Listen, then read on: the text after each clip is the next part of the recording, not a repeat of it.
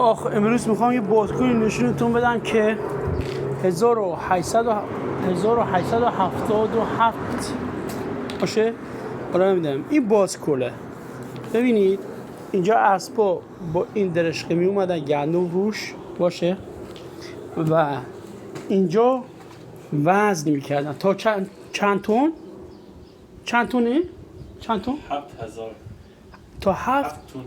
تا 7 تن اینجا کیلو میکرده وزن میکرده. یعنی حالا این صندلی مال اون موقع است مثلا نشستم این دریچه نمیدونم مالی چیه ولی اینجا رو خوب نگاه کنید تاریخشه 1877 اینه. ببین سوئیس هیچ وقت دست به اون چیزای قدیمی نمیزنه، همینجوری نگه میداره. ببین این سقف مال چند ساله، نگاه کن همین سقف میبینی مال 200 سال پیشه دیگه. آره نگاه کنید خداییش. حالا اینو نمیدونم چی، بیاید با هم بیاید اینم نمیدونم چی، اینم فکر کنم کیلوه دیگه. آره وزنشه. آره بعد فکر کنم بعدنا دیگه یه خورده جدید شده.